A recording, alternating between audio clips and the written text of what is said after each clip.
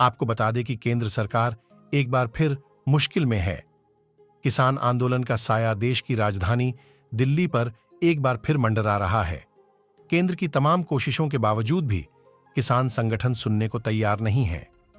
पंजाब से लगातार किसानों का जत्था दिल्ली की ओर कूच कर रहा है। पंजाब और हरियाणा से दिल्ली की ओर आने वाले रास्तों को ब्लॉक किया जा रहा है। पर लोकसभा चुनावों के एन पहले शुरू हो रहे इस आंदोलन का प्रभाव बीजेपी कितना पड़ सकता है? आंदोलन की टाइमिंग ये बताती है कि कहीं न कहीं आंदोलन का उद्देश्य बीजेपी को लोकसभा चुनावों में कमजोर करना है। पर वास्तव में जमीन पर आंकड़े क्या बता रहे हैं? बीजेपी नीति केंद्र सरकार किसान आंदोलन को लेकर एक्शन में तो है, पर घबराहट में नहीं है। केंद्र सरकार को क्यों ऐसा लग रहा है कि इस बार किसान आंदोलन ज्यादा नहीं टिकने वाला है? आइए 3-4 मुद्दा देखते हैं। नंबर 1, पंजाब में बीजेपी को कोई चुनावी रिस्क नहीं है। आइए देखते हैं ऐसा क्यों। किसान आंदोलन इस बार भी पंजाब सेंट्रिक होता जा रहा है। जिस तरह पंजाब से ट्रैक्टरों का हुजूम आ रहा है, उससे यही लगता है कि इस बार भी किसान आंदोलन पंजाबी किसानों का आंदोलन बनकर रह जाएगा। पंजाब में बीजेपी का कोई स्टैक नहीं है। पंजाब की राजनीति आज भी कांग्रेस, आम आदमी पार्टी, शिरोमणि अकाली दल के ही इर्द गिर्द घूम रही है। बीजेपी अच्छी तरह इस बात को समझ रही है। अभी हाल ही आए इंडिया टुडे ग्रुप के एक सर्वे के अनुसार आगामी लोकसभा चुनावों में पंजाब की 13 सीटों पर 5-5 सीट कांग्रेस और आपको मिल रहा है। 2 सीट शिरोमणि अकाली दल को भी मिल सकती है। बीजेपी को केवल 1 सीट ही मिलती दिख रही है। पिछली बार 2019 के लोकसभा चुनावों में शिरोमणि अकाली दल के साथ मिलने के बावजूद बीजेपी यहां 3 सीटों पर चुनाव लड़ी, पर केवल 2 सीट ही चुनाव में जीत सकी थी।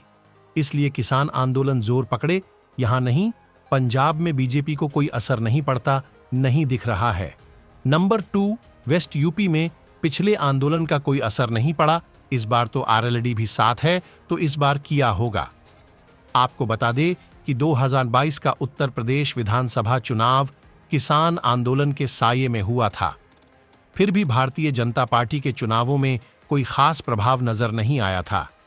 भाजपा ने 2022 के विधानसभा चुनाव में पश्चिमी उत्तर प्रदेश में 15 सीटें हारने के बावजूद क्षेत्र लगभग 70% निर्वाचन क्षेत्रों पर जीत हासिल कर ली थी, जबकि समाजवादी पार्टी और रालोद ने साथ मिलकर चुनाव लड़ा था।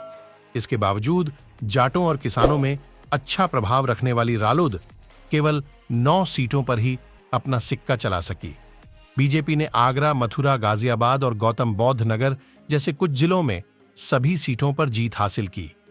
2022 में विपक्षी गठबंधन, जिसे किसान संगठनों का समर्थन हासिल था, ने शामली और मुरादाबाद में सभी सीट जीतने में कामयाब हुए और मुजफ्फरनगर और मेरठ में अच्छा प्रदर्शन किया।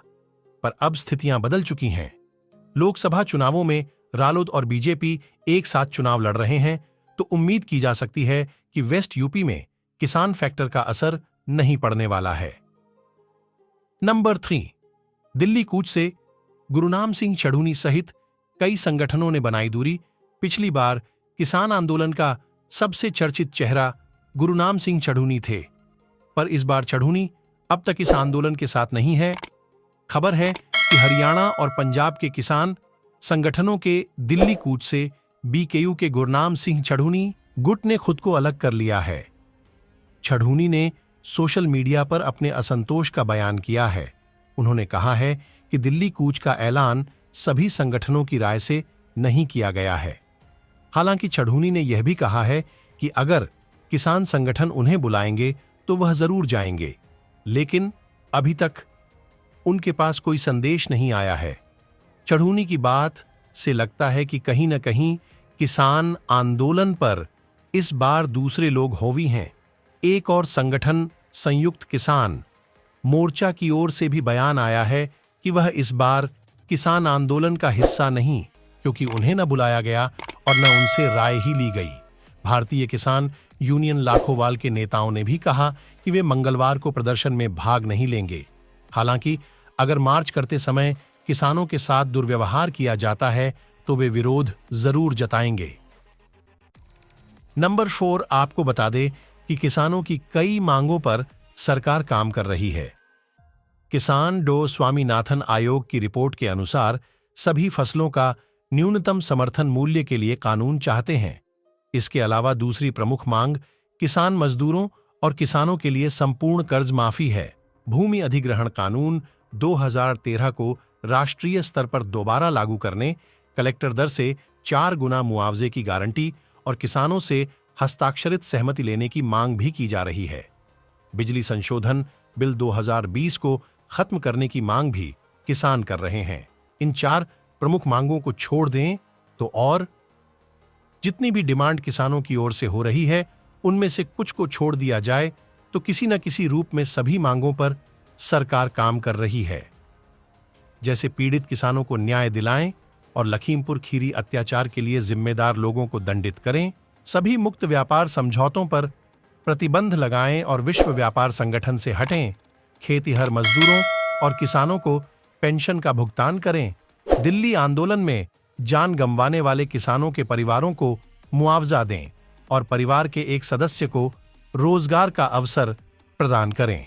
और कुछ ऐसी भी डिमांड हैं जिनके बारे में सरकार फैसले ले सकती है, जैसे मनरेगा के तहत श्रमिकों को खेती से जोड़कर 800 की दैनिक आय और सालाना 200 दिन का रोजगार प्रदान करने, नकली बीज, उर्वरक और कीटनाशक बनाने वाले व्यवसायों के खिलाफ कठोर दंड लागू करके बीज की गुणवत्ता बढ़ाने, हल्दी और मिर्च जैसे मसालों का अध्ययन करने के लिए एक राष्ट्रीय पैनल की स्थापना करने और भूमि, जल और जंगलों पर स्वदेशी लोगों के अधिकारों की रक्षा करने और कंपनियों को आदिवासी क्षेत्रों को लूट से रोकने आदि के लिए कानून बनाने की मांग हो रही है।